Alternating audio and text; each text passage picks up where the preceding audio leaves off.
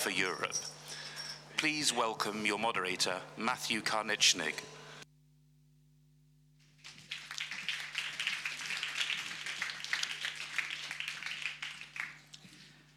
Thank you very much.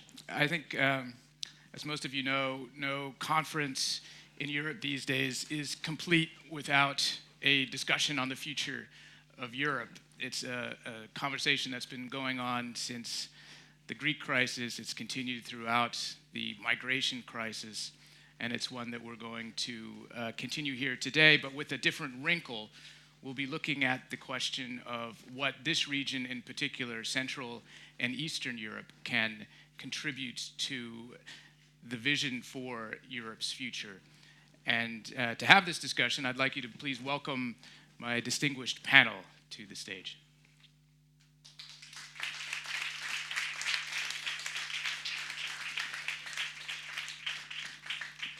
Yes. I think so.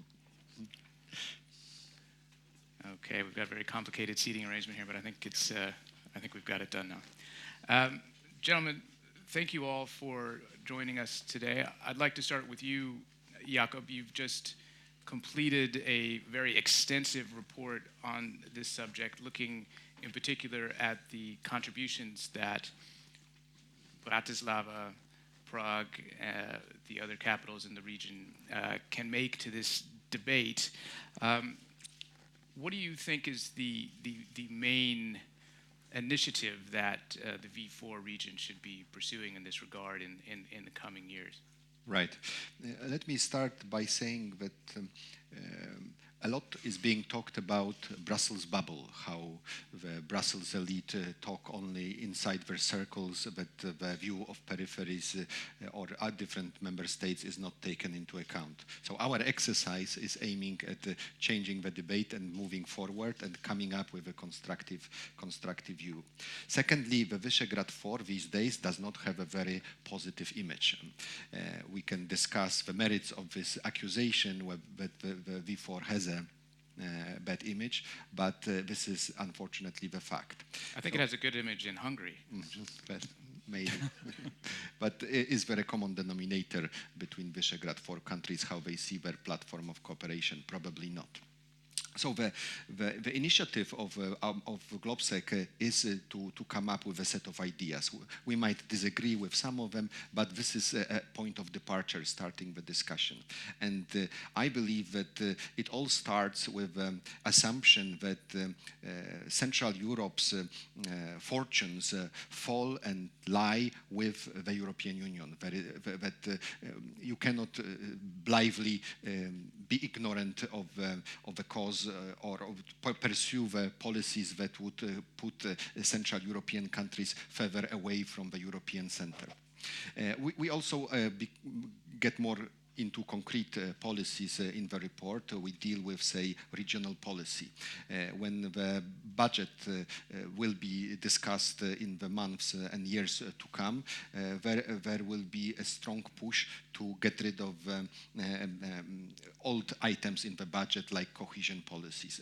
We tend to argue in the report that it would be bad for all the European Union and especially for Central Europe if we gave up significant regional policies. It transformed lives in the region, and it's a recipe for fight against the geography of discontent.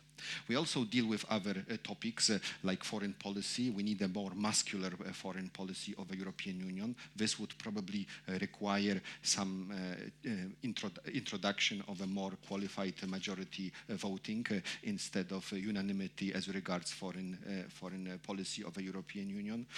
We come back to the eternal subject of the deepening of a single market. It's still an unfinished job, while it is a pearl in the European integration, and especially as seen from Central Europe. And we also deal with more controversial issues of the rule of law. And our perspective is that, yes, the European Union is entitled to make sure that the values are respected, that the rule of law is applied in all member states. The question is of instruments, how we do it, so that there is no feeling of being discriminated against, so that procedures are transparent, and the acts of the European institutions are not considered as too politically motivated. Well, I mean, given Thomas Wiese, the division within the Visegrad Four, as we just heard from Jakob, is it really realistic to think that they can put forth a coherent blueprint for how Europe should evolve in the coming years? I think what Jakob and Globsec have put together is obviously it's not the blueprint of the governments of the Visegrad countries, but it is a vision for, let's say, the voice, the participation, the competitiveness of Central Europe as a whole. It's the start of a discussion, and it could be the start of a robust discussion with governments and civil society and business in the region.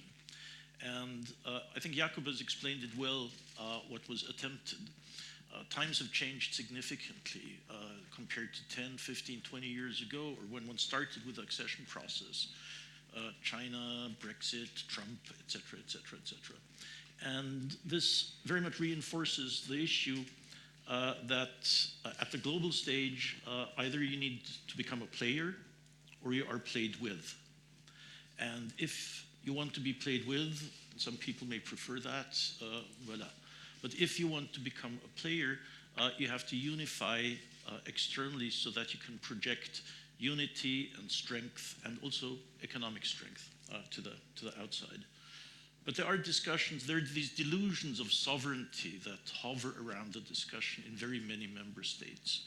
And these delusions have led to a process which we call Brexit, but they are no stranger to many other discussions, even in this region here in Central Europe. So within such a stronger Europe, the question arises, of course, does everybody have to do everything at the same time? And I had a discussion with Art this morning over breakfast, and he suggested the picture of a family, and not everybody in the family is doing the same things, but they are held together by strong family bands, but some kids do this, some do the other. Does everybody have to join the euro? Possibly not. Even though my personal conviction is that all countries in Central Europe should be joining the euro. Does everybody have to buy in to a common foreign and security policy? Well, there's this interlinkage with issues of sovereignty, of course, but the more, the better. But all of this has to build on an economically strong Central Europe, and the business model as such is changing, of course. And when one looks at the changing business model, one asks oneself, what can we do in order to move up the value chain? It is about education, it is about research, it is about development. And that's what everybody says. But it is very, very much in this region about the retention of talent once they have had the research results, the development results, the education. And that is one of the connections I see with the EU budget, which has to move away from, let's say, petrifying existing structures and subsidizing the existing.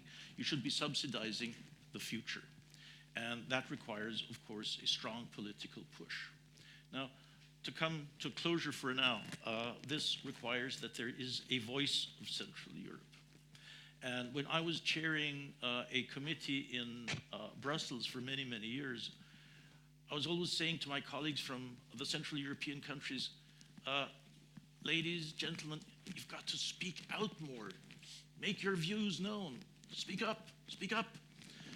As a footnote, I may add the Slovak colleagues were very good at doing that, but they were nearly the only ones. I said, speak up, make your views known. And as a rule, they would look at me, that was always sort of in the corridor, they would look at me and said, but nobody's listening to us anyway, so why should we speak? Mm-hmm.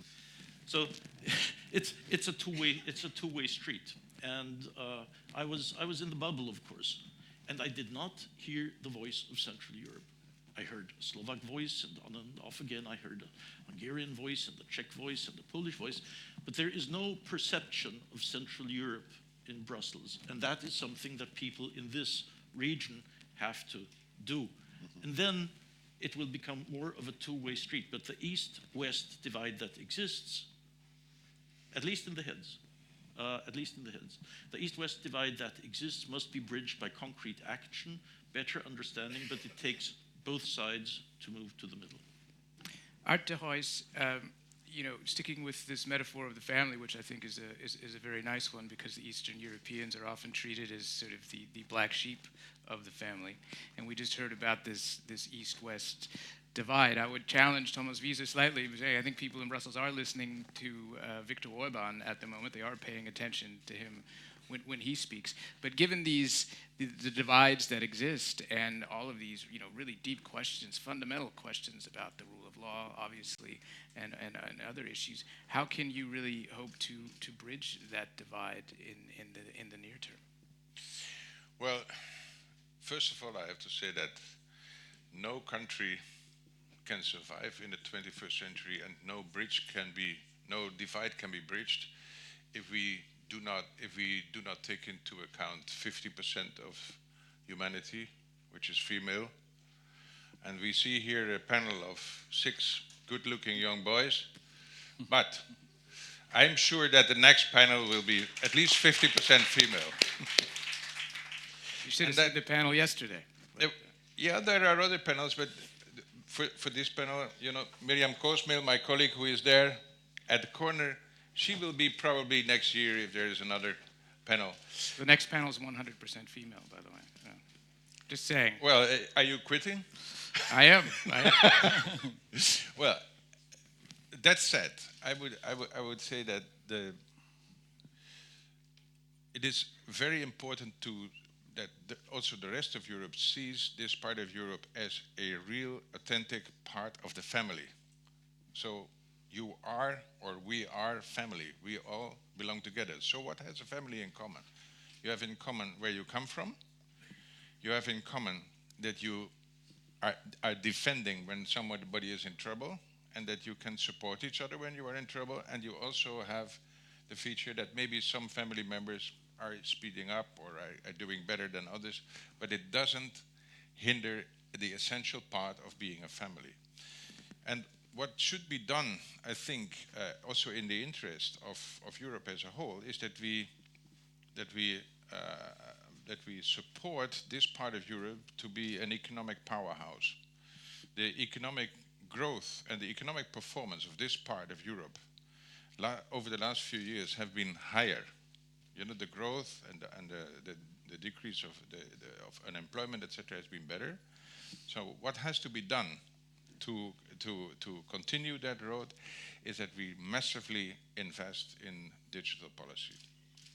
So what does that mean? It does mean that we have a policy which protects us, so data protection, to combat the tech giants, to set the standards. So this is the regulatory part, but we should not forget about the other half of digital market, which is to invest in infrastructure, in research and development, and access for small and medium enterprises to all these digital goods. So I think that this should be a top priority, also in the interest of this part, because the family has to benefit from this prosperity. And if we don't do it, other parts of the world will do it. So the world is not ending at the dono, but the world is global, and the competition for digital is everywhere. So we should invest in digital policy, also in the interest, and this can be the real engine for Central Europe as a powerhouse. But do you think that the real problem is economic or political? I guess coming back to what Art de Huys was saying, obviously everyone wants the economy to flourish. It has been flourishing in the region. Unemployment has come way down, and yet if you look at either the Polish or the Hungarian example, where they have these huge auto clusters, with the Germans in particular being very active there. And yet there is this move towards authoritarianism. So, what has gone wrong here, especially from your view in France, which is a country that is often accused of ignoring Central and Eastern Europe? Oh, thank you very much. You're right, there is some truth in that. It's quite impressive that in French politics, for quite a long time, 2 or 3 decades, the vision of this region and even the words we use sometimes in the political debates are very telling about some form of not considering enough EU partners that we have here. It's when French politicians talk about these countries here, they say Central and Eastern Europe. They don't even say Central Europe or Eastern Europe. It's a kind of big block, as if it was one single separate family. I sometimes say to friends or to politicians in France, would you like that if the Prime Minister from Slovakia or from Hungary is coming to France and say I'm flying to Western Europe, you would find it strange. Well, when there is a meeting between the French President and the Slovak Prime Minister, it's not a meeting between Western Europe and Eastern Europe, it's a meeting between the French President and the Slovak Prime Minister. So I like this family metaphor, because I think we should think along these lines. Basically, recognize, paradoxically, more the national individualities, even in the V4 group. It's no secret that you look at the legislation that has been voted recently, there is not the same position between all the 4 members of this club. It doesn't mean that this club is not useful. It doesn't mean that you don't have common positions on some issues. And it's good that within this family, sometimes you have breakfast with a smaller group or dinner with a smaller group. It doesn't prevent you to celebrate Christmas together or whatever is important for the whole family. So I think we can use it a lot. And it's the same with, for instance, France and Germany. It's very important that we coordinate, that we work together and so on, but it's no secret either that we have sometimes different positions. So I think we should be quite more relaxed with the concept of differentiating, of recognizing national positions. I think it's very useful to have informal formats. The President, as for us, is very much willing to take part in some of these formats as a member sometimes. For instance, next week we will have a summit of Mediterranean EU countries. Why not? We're part of this. It doesn't mean that we are breaking the family. It means that we are coordinating in a format. The President was also very insisting in taking part in discussions with the V4 as a club, because it does exist. So there were, I think, 3 times a meeting between V4 and France. I think it never happened before. So we are trying to kind of catch up on this, to demonstrate that France is not considering everything that is east of Berlin as kind of terra incognita that we ignore. I think, to be frank and to illustrate the change we have to make, that it goes beyond this region. When I arrived in office at the office of the French president, I checked the visits that previous French president had done to all EU member states. It's quite impressive. There was no visit, to take a neutral example, from a French president to Finland, member of the EU since 1995, since 1987. 31 years with no visits. President went last summer. It was the first time in more than 30 years that there was a bilateral visit of a French president in Finland. So I think we have to consider Europe in its diversity much more than we do. I would go back to that. It's not contradictory with unity that we have to work on, because I think there are some issues on which we should not accept that there is differentiation. Probably at least 2: single market, and Brexit tells us a lot about how united it makes us, and political values. That's why, on the contrary, France in particular can be quite firm and tough on everything related to rule of law, because this is not a topic on which we can say there are different clubs in the EU with different menu on the family table. Single markets and political values should be the common menu of any meal of this family. Oh, I like that meal metaphor right before lunch. Mr. State Secretary, is Clément right here in saying that, well, we have these kind of basic values that we all have to adhere to, and then there are the various formats and the various sort of other sort of mini families that we should bring into it? Or would it be better really to do away with these various formats and to concentrate really on the core 27? Because in your shoes, for example, representing Slovakia, one could argue that the V4 format is now kind of pulling you back. You represent a country that's a member of the Euro, you're very Western-oriented, and yet you find yourself kind of, put in the same corner as Viktor Orban and PiS in Poland. And I'm just wondering if these formats, such as Visegrad in particular, have outlived their usefulness. Oh, thank you very much for inviting me for the lunch. I really enjoyed the discussion because the food is excellent. With the panelists, what we have, and representing really, 2 big and 3 central and 1 bigger central country, in a sense. I think that these are very good discussions what we have because of the reason, of course, that we are at the beginning of the new institutional cycle. And the European Union is coming out from a lot of crises we have. And then we still have bruises and we are still bleeding here and there. And for this discussion, of course, we need, Jakub and Thomas were introducing the report, which really contains interesting ideas. It contains the systemic ideas for the solutions for the future, but also it contains some concrete micro managing ideas what we should do in the different. For example, for Slovakia here, that is important, the discussions about the completion of the banking union, etc. But let me make 5 points maybe, at this discussion what we have. And I agree with Clement one thing. I personally, and I think it's dividing Europe alongside any lines is not good, and it makes us weaker. And the thing, we have divisions, we are different, we have different colors, but making the artificial dividing line between the new and old and south and north and region poor makes, in these circumstances, European Union and European project weaker. My second point is that what we need for the vision for the future is that on the contrary, we should show that the European Union is a project of all 28 so far and 27 member states, which are playing the same orchestra. And as we know in the orchestra, someone compared us when we were coming out to the stage that we are like the Rolling Stones coming to the stage. And you know that in the orchestra, nobody plays the same instrument. And every instrument has a role. The third point is the questions about the role of the Central European countries and the Visegrad Four. Of course, historically, economically, politically, these countries went through the different period of development over the last 5 decades before we joined the European Union as the so-called West. So it's logical that there are the differences, and it's logical that we have the different starting point, but it's also logical that over the 3 decades or 2 decades, these countries went through a lot of reforms with one aim.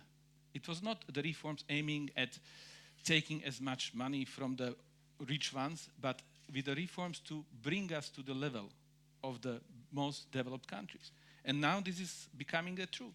Because when you see, for example, we are discussing about the financial perspective, and for example, Slovakia may contribute 60% more to the financial perspective than in the current financial perspective because of the economic development, and we are ready to do that. Now, when you ask how we can contribute, and again, showing that there are no artificial lines. We are interested in 4 freedoms. Completion of single market. Completion of single market is not a Central European project. It's a project where many Nordic countries are participating or supporting the idea.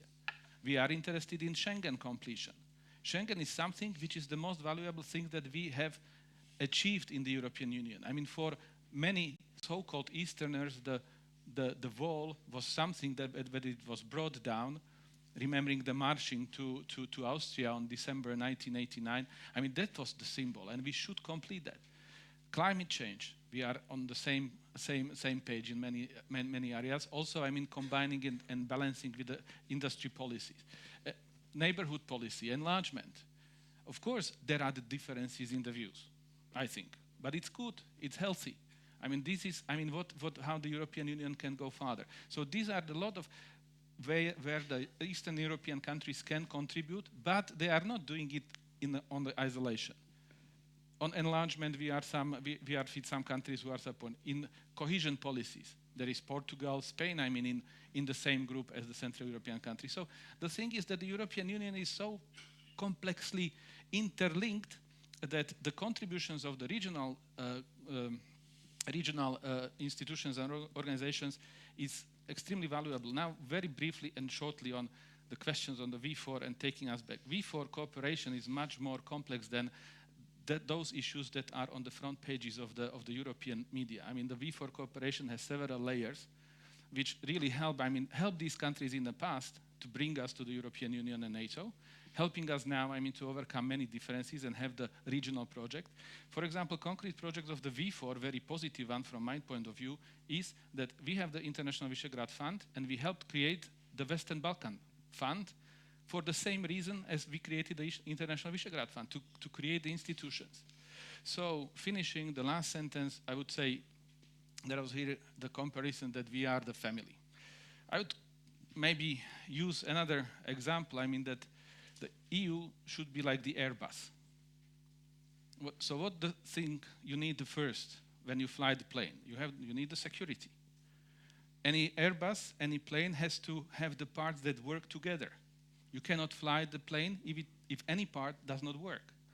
You cannot fly the plane which has asymmetric wings. So you cannot have one or another leg. You have to have pilots that know how to fly the plane. So you have to have the leaders. And these pilots have to have the vision where they are flying to. So if we consider Airbus as a successful example of the cooperation, we should take also, the example that the Airbus EU should fly as high and fly as far. Thank you very much. We're now mixing our metaphors. We're on to the airplane metaphor, which I will stick with Thomas Wieser. As somebody who comes from a country that is very rooted in Western Europe, but is also eastward looking, in particular economically, and has a long history in the region, how do you bring the Eastern countries into the cockpit and make them feel that they're not just being led, but that they have a say in what's going on? As you said before, you were often encouraging people in Brussels to speak up, but it seems that even when they speak these days, they're often not listened to, or they might not be taken as seriously as they should be. What needs to change in Brussels in particular, do you think, to allow for this region to play a more central role in the future?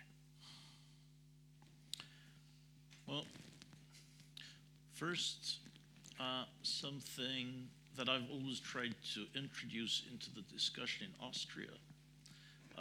You need to know where you want to be in 10 years' time in order to know what to do.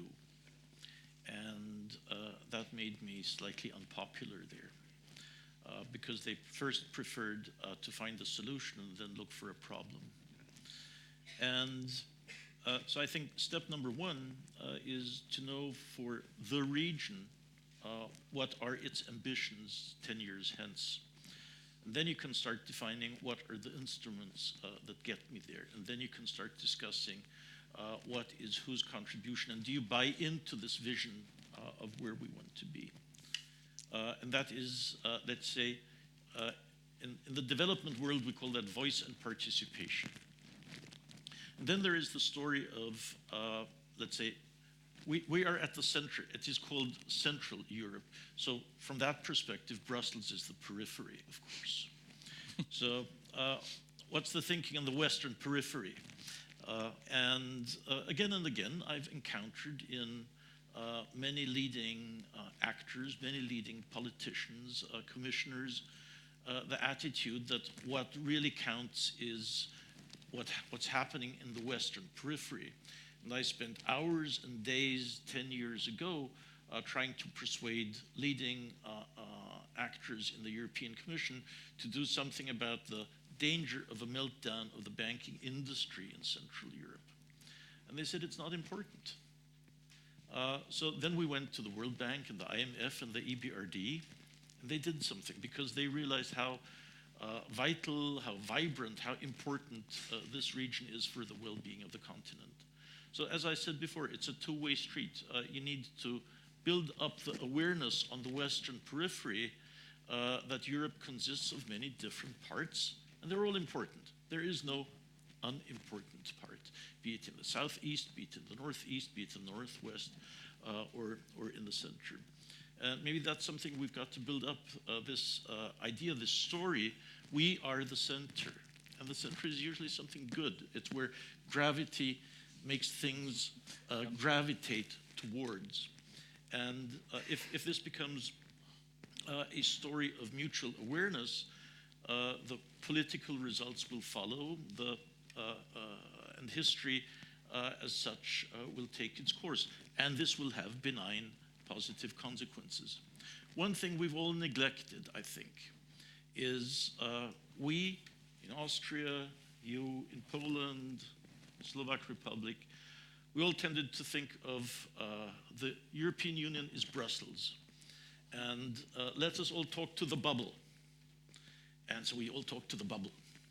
But we neglected, all of us, individually, we neglected to talk to each other. I think it's exactly as Clément is saying. We forgot to build up this spider web of mutual contacts, mutual understandings.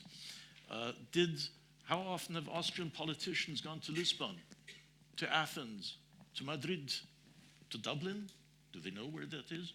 Et cetera, et cetera. So we need to work amongst each other in order to strengthen the Western periphery. Can I? I like this idea of Central Europe, thinking about Central Europe. Maybe they should move the commission to Central Europe, to Vienna, for example. No, Bratislava.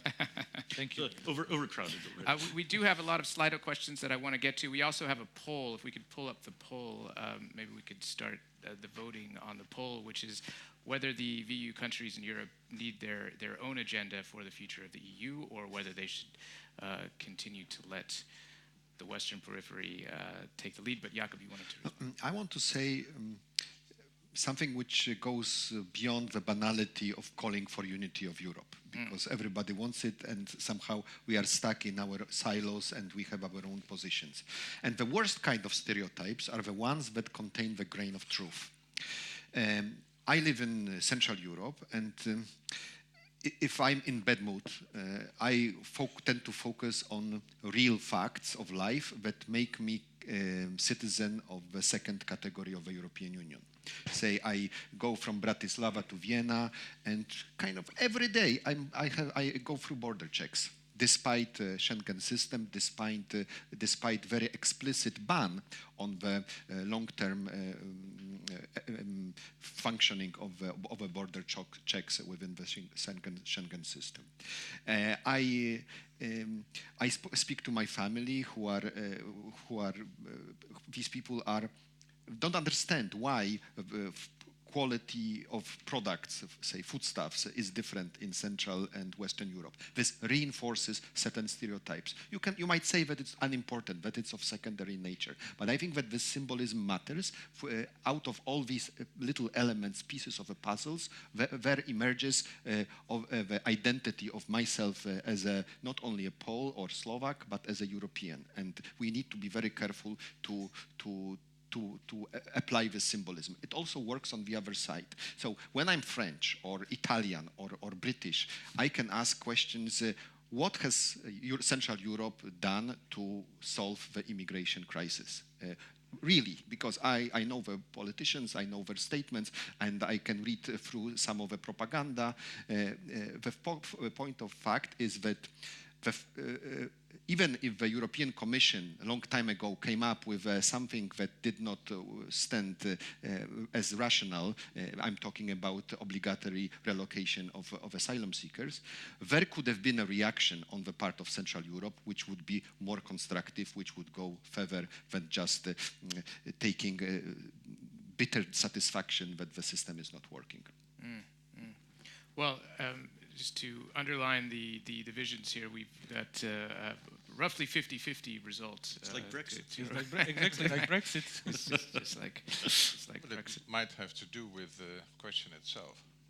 Because the question is, do the countries, plural, in Europe need their own agenda? Which I would say yes. Do they need a common agenda which is a single agenda Yes, you can of read the V4. And I would say, you know, looking at the Netherlands and Belgium and Luxembourg, in the past we were Benelux, or at the present. Do we need a Benelux agenda for Europe? I don't think so. So I don't think there should be a Visegrad agenda for Europe, but there should be the voice of this region, so the countries should have their own agenda for the European future, of course. So it should not be a non-agenda, it should not be a break, but it should be future-oriented. But it does not necessarily have to be a common agenda for this part of Europe is defining its idea for the future of Europe. Right, right. One of the things, well, if you want to respond to that quickly.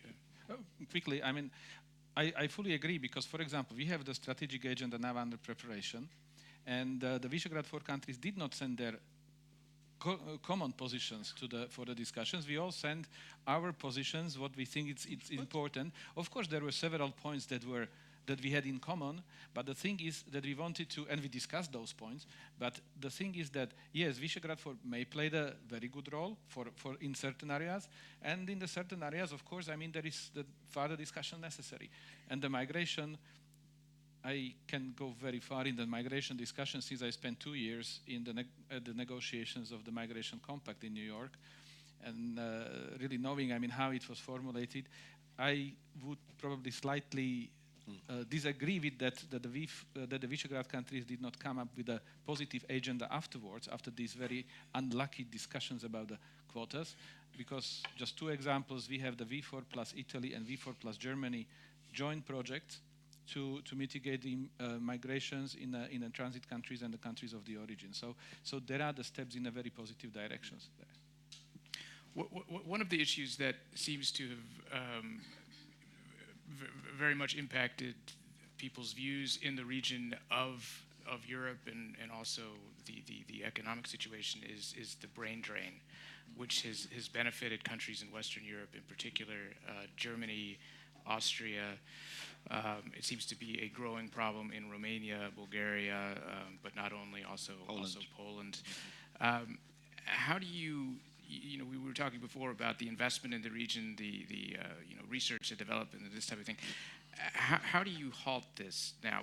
What are your prescriptions in the report to try and deal with what has become a real crisis in many countries? These are small things. Some of them, some of the reforms have to be conducted at national level. They deal with education, vocational training, all these boring but important things that are mentioned in OECD reports. But there are also some tweaks that we can apply to the European Union machine, like the fairness of the system connected to Horizon 2020 program and research projects.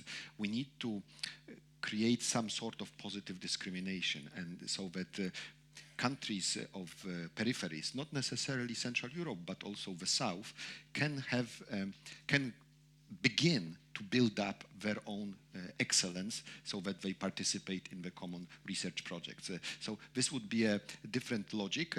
Excellence is important, but we want to create a process by which European Union does not only make its centers prosper, London, Paris, London no longer probably, Paris, Berlin, Amsterdam. We should be taking great care so that regional policy, all the expenditure of the European Union is also focused on this period, on these areas which need a leg up, which need some support. Not as an assistance, not as a handout, as a benefits, but something that would create well-being and create prosperity.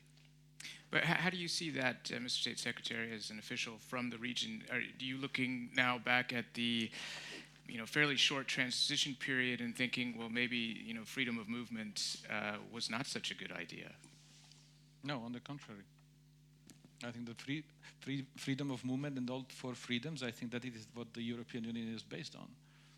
And I think that if you ask me if we went through the painful reforms for a short period of time, taking a lot of pain, I mean, on the road, if it was worth joining and taking all these obligations, I would have said, yes, it was worth doing that. Even though you're losing a lot of your population, or maybe not Slovakia as much. But this is not about the free movement of people. this is about, I mean, how attractive the environment in your country is, I mean, for the young people to find out the jobs that can provide them, I mean, with the perspective and with the stability. And of course, you should not blame Brussels for that. You have to find out really, I mean, in your own national policies, in the education, youth employment, equality, gender equality, etc. I mean, that you create those conditions for young people to come back or to stay. And the thing is that in last years, I mean, we are witnessing, I mean, the increased number of people coming back to Slovakia because, I mean, they find the opportunities, for example, in the startups or in the new technology sector.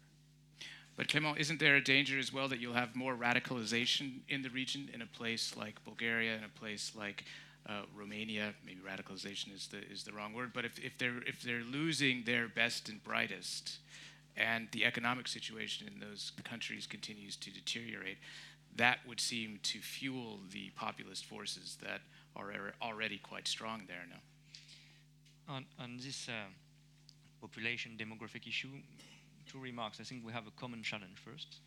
If you look at the figures and the forecasts between now and 2050, even in comparison not only to Africa or to Asia, but even in comparison with North America, Europe, EU is losing population in relative terms. And in a lot of member states, and not only in this region, Germany, Italy, you have big member states which will lose population in absolute numbers if the forecast is right.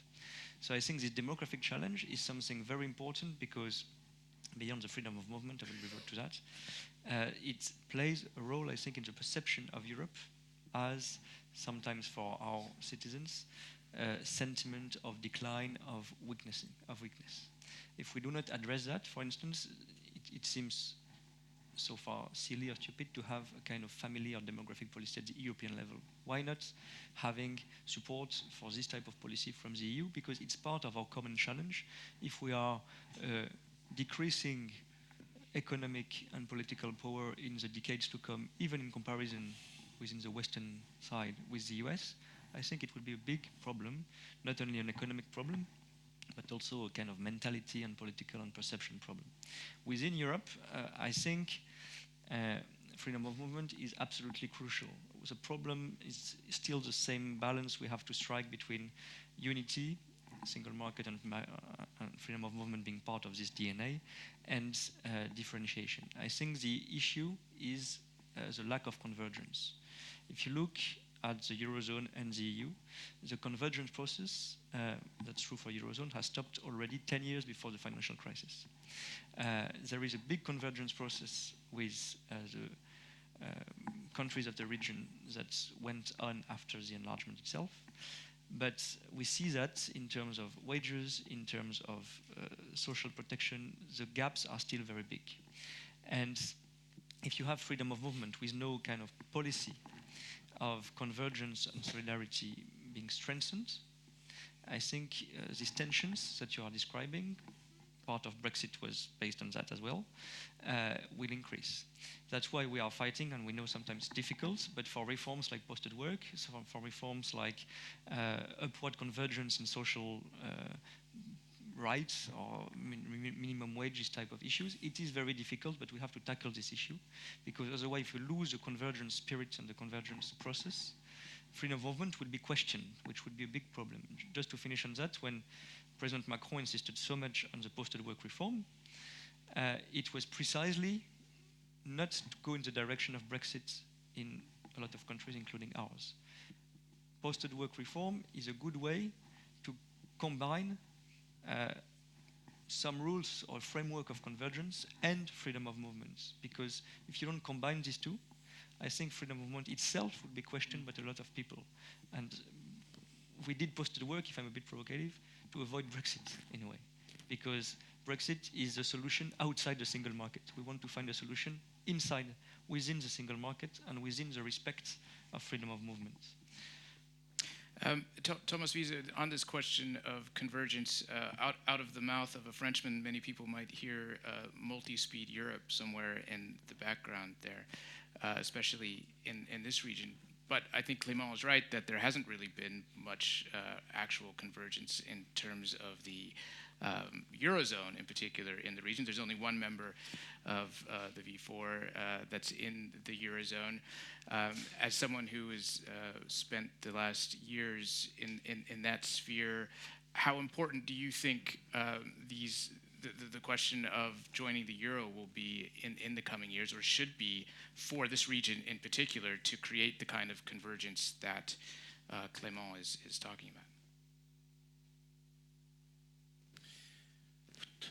The question, of course, is to what degree does euro membership strongly further the convergence that Clément was talking about?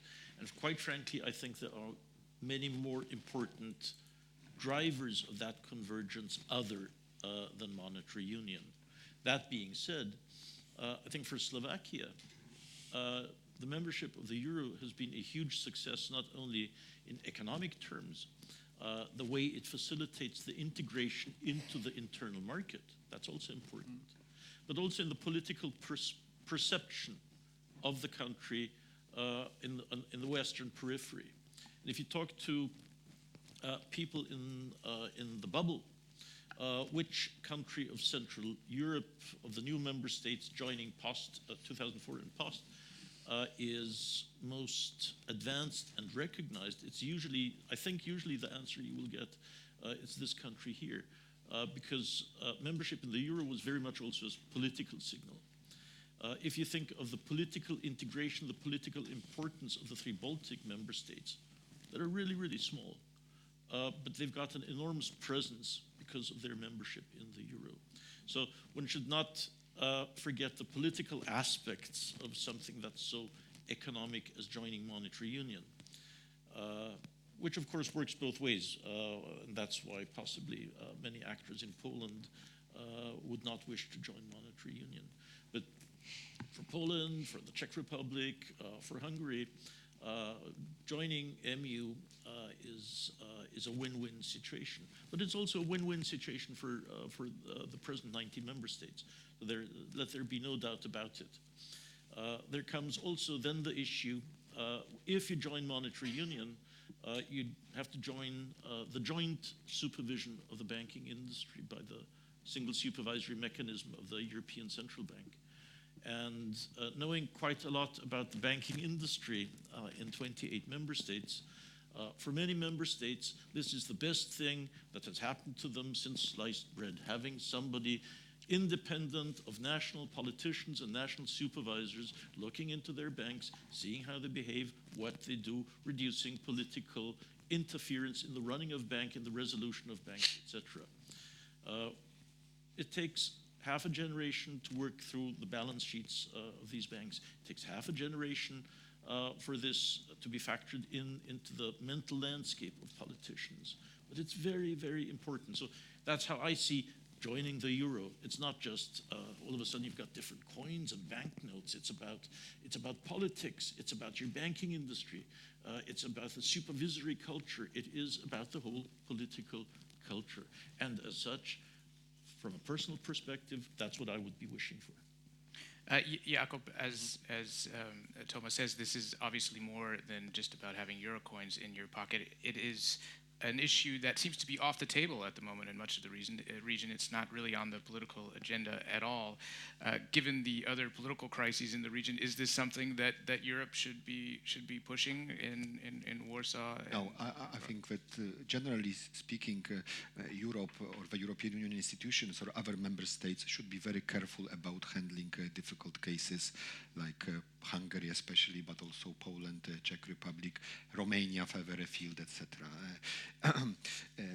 Punishment, sanctions, these are all measures, instruments that could alienate the largely pro-European societies.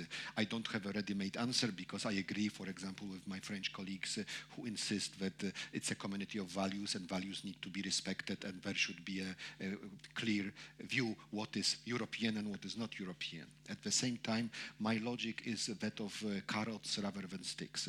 So let's think of solutions that come up, offer incentives. For example, through the European budget expenditure to the countries to stick more to the rules that are adopted by every other member states. Let's create special funds that would address some of the problems that are fueling the discontent in some of the countries. This problem of geography of discontent is everywhere in the European Union present, but I believe Central Europe, because of a very subject that we discussed, emigration, it's more serious. Poland, since the transition 30 years ago, has lost something like 4 or 5 million people. These people have disappeared. They changed the political landscape, not only of central level, but also regional politics. And today, what we experience, this conservative anti-establishment backlash, is connected to it. We should not be angry at people who are not necessarily, drink pro-European attitudes with the mother's milk, but they need to be convinced, they need to be understood. And it's also, we need to understand that Central Europe is going through a trauma of post-transformation, no matter how banal it sounds. People have gone through 30 years of difficult reforms, and some of them are tired of it. They would like to begin again. They would like to cherish the fruit of the labor that was really hard, especially in countries like Poland, Balcerowicz reform shocks, shock therapy, etc. Which means that we need to proceed smoothly when we call handouts, social benefits given to citizens, that is just populist move. I think it's simplistic narrative. So the European Union need to follow closely what's happening there, but do not dismiss it out of hand, the problems that are voiced. I'd like to take one of the Slido questions now, which is on this point, the last one up there. In the last 20 years, the process of enlargement almost doubled the number of member states. This complicated and slowed down the EU decision-making process. Was the enlargement of this proportion a mistake? Was there another way to build Europe? This is something, Artikais, that we often hear in Brussels and in Berlin, that looking back to 2004, maybe that expansion was too ambitious. It continued, obviously, with Croatia joining a couple of years later. With 28 members, soon to be 27, is the EU becoming too unwieldy, do you think, to deal with many of the issues that we're talking about here and the divisions? I remember my first visit to Bratislava. This was in 2004, and I was a Minister of Employment in the Netherlands, and we had the EU presidency, and I came here to prepare the presidency. And we lived in the year of euphoria. We all were so happy that these wonderful countries wanted to be in the European Union that we said, welcome, welcome. So good that you knock on our door. Please be welcome.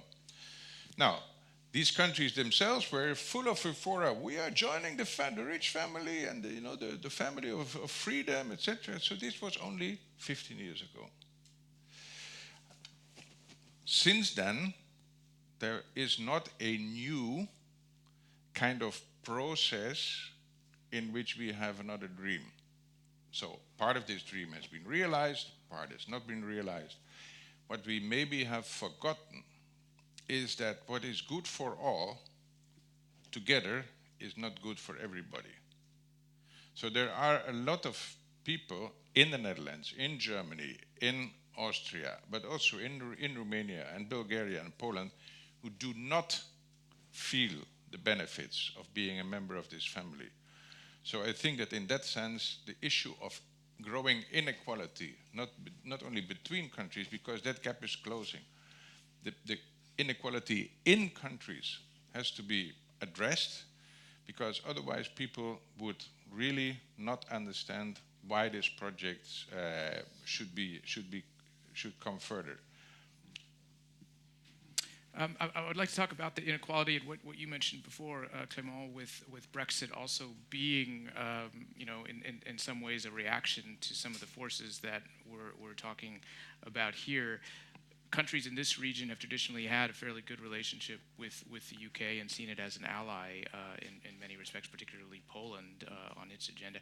How do you think, Jakob, that will affect that Brexit, assuming that it happens in the coming months, that it will affect sort of the dynamic in the region and the way that it interacts with the EU? I think that the consequences can be very profound. Talking about the big picture, I think there was a big compact, implicit compact about how the single market should be run. That there was a coalition of new member states and Britain to have a light touch approach towards many aspects of the single market, it began with, say, posted workers directive, but it had to do with many other, say, social policy issues, etc. Now this consensus is changing. Say Slovakia has joined the crowd of countries that are much more supportive of the social pillar of the European Union. But it's not about single market itself only. Britain was very useful as regards relations of Russia, very assertive position towards Russia. Common security and defense policy made sense with Britain. I'm not saying that it will not make sense without Britain, but surely we will need Britain as a partner outside of the European Union framework, so we will need to find solutions. So there are many other areas, enlargement of the European Union, relations with Ukraine, with the Eastern Partnership. This is where Britain will be missed. I'm not saying that we will not find a new consensus in the smaller European Union, but we need to be very careful, and we also, and it's a very important point that I want to make, we need to be careful about recognizing the legitimate interest of Central Europe. Central Europe, yes, has subscribed to many innovative new policies of the European Union, say climate change adaptation, but given the structure of its economy, it might take a little more time, it might be a little bit more painful, or it might require some special adjustments. When Britain was on board, the answers were often found in an easier manner because diversity was greater. So what I'm talking about, what I'm arguing for, is that let us not make France and Germany the sole voice of the European Union. Let's recognize this diversity also of the countries in the peripheries, be it Central Europe, but also the South. Thank you. I would like to take some questions from the audience. If everyone has a question, please prepare it and raise your hand. I just wanted to ask one more question off of this to you, State Secretary Rucica.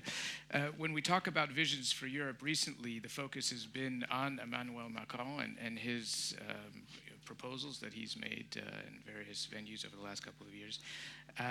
Listening to Jakob, though, it seems like, well, this isn't exactly the same vision that Central Europe has for Europe. How do you see the Macron proposals from Bratislava, and do you regard them as a basis for further discussion, or really something that needs to be best forgotten?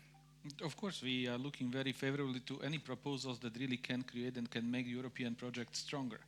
And there are a lot of elements, I mean, in the proposals of President Macron that really can bring us or can give us the solutions for many things. But for European vision and for European future, we don't need only, I mean, as I said, I mean, we cannot fly with the plane with the two different wings. So we have to really see, I mean, a very strong Franco-German cooperation. We have to see very strong the participation of all member states in preparation of this vision. And the thing is also that there are certain differences we have to respect when we create and talk about the vision. And what we are lacking at this moment also, and where we are losing the battle, is the battle for the minds. And it was mentioned here in several statements that the people don't realize. For example, the support rate for the EU membership in Visegrad countries, which are criticized for being anti-European, is 70% plus. Yes, very high. And of course, I mean, you would not hear publicly saying on any of the leaders of the Visegrad Forum that I would like to leave Europe. But at the same time, you had 20% participation rate in the last European election. Okay, it's low across the region. How much time do you have? So on the other hand, the thing is that we are considered as anti-European, but we are strong affiliated with Europe. But on the other hand, 65% in Slovakia, 65% of people, when you ask them what are the concrete benefits of the European Union, they don't know. I'm not speaking, I mean, there are a lot of young people here in the audience, and we had a lot of discussions with them. They know, of course, because they feel Erasmus, they feel free movement, etc., etc. But generally, when you ask people, so, okay, what European Union brought to your region, to your city, they see first corruption. And we said, well, it's not the European problem. I mean, it's the problem of, again, of the nation. So going back to your questions about the plans, what we have, I mean, there were, and we are, as I said, we are at the beginning of new institutional cycle. We are at the discussions of the new strategic program for the European Union. France and French and all proposals that comes should be a part of it, the same as the German, as the Slovak, as the Polish, as Austrian, as the others. That's the part of the discussions. We may have the differences. I mean, several of them were mentioned that where we have the different positions, but it doesn't mean that we are not talking, because Clement was also saying that the French president met twice with the Visegrad for 3 times in 1 year. And then we had the other meetings, and we have the regular consultations. So the thing is, we are very serious about any leader, any pilot of that Airbus who tries to determine how and where the European Union has to fly. Thank you. I would like to take a question from my colleague Paul Taylor. Paul Taylor from Politico and Friends of Europe. My question is to Clément Beaune. It was very good to hear you talking about President Macron's outreach to Central Europe, and it's a region, obviously, where people remember having been told that they missed a good opportunity to shut up a few years ago. So it was very welcome from France. And my question is about the forthcoming European Council. Will President Macron be ready to reward North Macedonia and Albania for the efforts and political courage that they have shown in doing some very difficult things by letting them advance in their next stage in the EU accession process, which we all know will take a long time? Or will he yield to the enlargement fatigue which we know exists in France and which Marine Le Pen exploits? Clément. Yeah. Thank you very much for this important question. 2 things. To be honest, the political position of the French government will be determined in the next days, because there will be government meetings on this, probably next week or the week after, depending on the timing of decision. It's General Council the week after, or anyway, soon. You can tell us now. We won't tell anyone. No.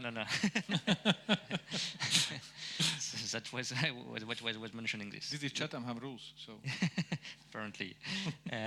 So no, this is. But just also to say, and this is not just a diplomatic comment, that it is an important issue, and we know that we have to strike the balance between the enlargement fatigue you mentioned, and in this specific case, the historical efforts that have been made. But it's more general than that, to be frank. Our analysis is not about, you have a lot of reluctance in many countries, France, probably the Netherlands, Germany to some extent, about further enlargement.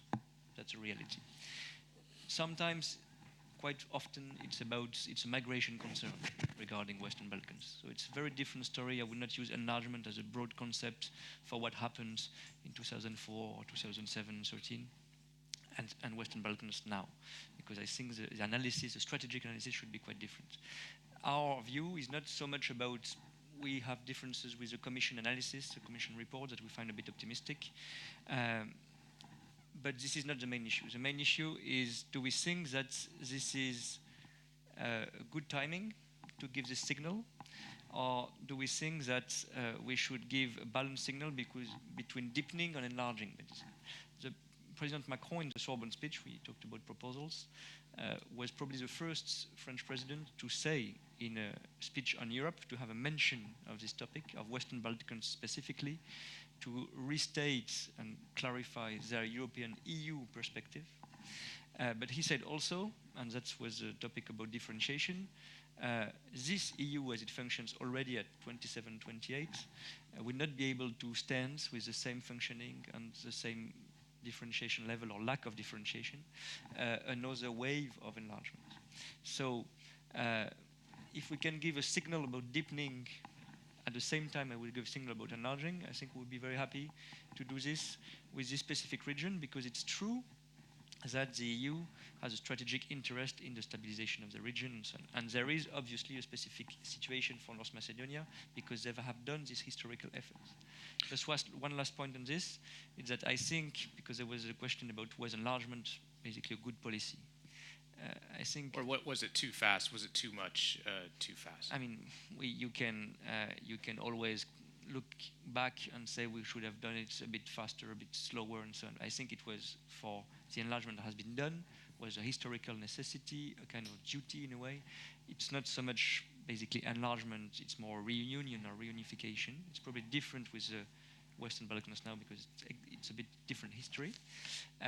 What I think we did, the point on which I think we did a mistake is that we did not adapt enough our framework.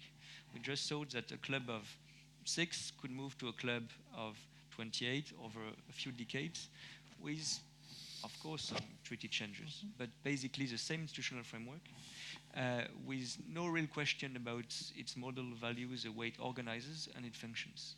And if we go another step forwards with a lack of adaptation and functioning change, I think it would be a mistake. So we are balancing that.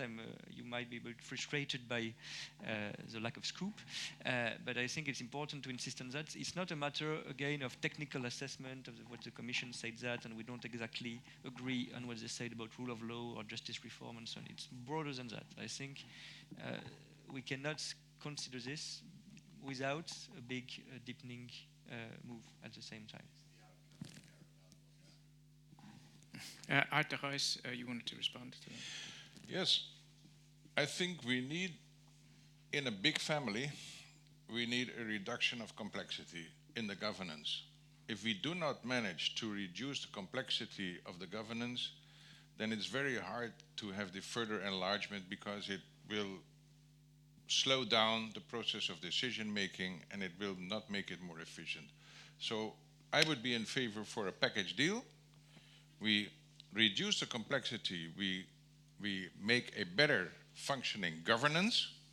So for example, not a commissioner for every country and other rules of decision making, and there are proposals on the table, we know all that. The reduction of complexity is an instrument that will enable us to, in an easier way, also to welcome more family members who are already on our territory of Europe. Sorry, yes, we've got a Stefan Fila. Stefan Fila. There is absolutely no link between enlargement and complexity of decision-making process, okay? And should not be used as an alibi here, please. I have 2 questions. One on the light note. František, how much mileage we need to have to be upgraded from the economy to business class in our Airbus concept? And Jakub, towards you, I think one of the value added of that report is it addresses East-West divide because it exists. It exists not because of the different comprehension of the values, but because of the different and painful history for the Central and Eastern Europe. So on that understanding, with the report, that's the job done, or you sort of intend to continue on the basis of the report, some reaching out to other EU capitals and Brussels? Thank you. Do you want to take that, Jakob? Yeah, so to make a long story short, absolutely, of course, we want to follow up on the report. First of all, the decisions will not be over this autumn as regards the new political cycle. It's the whole process begins with the very concrete aspects of the functioning of the institutions. It's not only about people, it's about policies, it's about legislative plans, it's about budgets. And also, we want this report to be just a beginning of a more sophisticated approach into several specific policies of the European Union, starting from, say, banking union into capital markets, labor and social policy. There is a lot to be done, and this needs to be approached in a manner which goes by degrees. Thomas Wiese, coming back to what Artagais said about changing the framework, you were in the trenches of the Euro crisis for many years, and that is really what did move the Eurozone towards some reforms, changing its approach to various things, and obviously the setting up of the ESM and other institutions around that. Does Europe need a real crisis again in order to do the kinds of things that Jakob and Artehuis have been discussing here? And I mean, you would think it is in crisis because of Brexit already, but does it need to be in more of a sort of existential crisis? First, I think it is of paramount importance for the stability of Europe as a whole that Northern Macedonia is rewarded for what it has done, also given possible developments after Greek elections, etc., etc., etc. But on the other hand, I totally agree with what Clément was saying, that if we try to continue, doing business on the basis of present structures, governance structures, means of finding consensus, we've had it. There's no way. And things have worked quite well so far because in many, many areas we had qualified majority voting.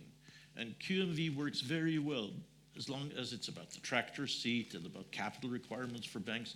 Nobody gives a hoot about the tractor seat. So this does not freak anybody out in terms of democratic legitimacy, identity, etc., etc. And we've done a huge amount of things. Europe is very, very integrated. And it is so integrated that many of the decisions we're now faced with are very difficult. They have to do with identity and national constitutions and so on. And if on the Western periphery I go to colleagues and say, look guys, things are getting very, very difficult. They say, we've got QMV, we'll outvote the blighters. So I say, how often are you going to outvote the blighters? We've had a very good example, relocation, QMV decision. Was it ever implemented? Never. So you do not use QMV on questions of identity, constitution, etc. What does it mean?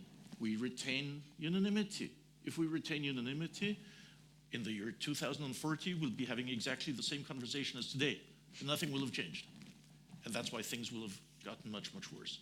So we have to face the reality that we've reached the outer limits of the present institutional setting. We have to face the question that it is about, to a certain limited degree, sharing sovereignty. Sharing sovereignty has a huge impact on parliamentary democracy, sovereignty, constitutions. Face it, do it. If we don't do it, things will start moving in the other direction. Does one sort of decree that? Because we've had these brilliant ideas and written these nice papers. So you need a certain either interlinkages of issues or you need a significant crisis. I would prefer to have interlinked issues than wait for things to get so bad that the most unenlightened politician recognizes it's time to change. It is now the time to change, but many people don't recognize it. So I think Macron was going in the right direction, very much the right direction. But how do we create the conditions that people have this cognitive awakening and the political courage? In private, talk to politicians, they say, oh, you're absolutely right. What do they say in public? Over my dead body. State Secretary, you wanted to... May I, just answering the question of Stefan. No, you were one of the pilots, so you know how to fly the plane. And the second, I don't want to move us from economy to business, but I would like to have the whole plane in business, which will show the economic and political strength of the European Union. Now, going back to the questions we are having here, one thing that is very important, I mean, that if we would like to have the package solution for what we were talking. In 50s, when the EU or cooperation in Europe was created on the ashes of the World War II, the European leaders had a strategical vision. In 90s, when the Berlin Wall fell, the European leaders again had a strategical vision. But now we are going back to the tactical. If Europe and European leaders are going to think tactically, we are not going to improve of the working of the European Union. So we have to go back to the strategic vision, which is over more than one cycle of the political. Last two sentences. It is heretic now for Slovakia. For us, the commissioner was a red line, and it still is the official position, because it was symbolic. It was the representations that we joined the European Union, that we are represented on the same level, that we are in the same body, in same decisive executive body of the European institutions. But now, having said that, if we put, well, the package of future enlargement or unification, completion of unification of Europe, which is, I think, is the strategic interest for the Europe and European Union, then okay, let's discuss about something that was for us as a newcomers the red line, and let's find out if we can do the enlargement in a maybe more visible time, also with the creation of the new ways of the institutional mechanisms. I think it can be doable, but if we are honest and if we are looking from the point of view of the vision of Europe, if we have the concrete rules and real rules for that, I think that we can, because for me, for example, if I had to put the enlargement and the Western Balkans on the list of the European Union member states, I would say that for us, not for us Slovakia, but for us all, it's good to have that so far backyard on our ship, in our family, because that it makes us stronger. And okay, if it requires the discussions about the decision-making, effectivity, etc., fine, let's start the discussion, but the discussions are then equal members. Thank you very much. I think on that optimistic note about enlargement and this necessity for a real strategic vision for Europe, we're going to have to wrap things up. Let's have one more look at the poll. Do the V4 countries need their own agenda for the EU? No, 53%. So it's actually better than Brexit. It was R2 sort of yes, he made shifted the votes. Yes, shifted the Well, I think in the end, all those who voted now know better why they vote. There you go. Gentlemen, thank you very much. The next panel, the all-female panel, will be coming up in 15 minutes on election interference. Thank you again. Thank you for your questions and for participating. Yeah. Thank you.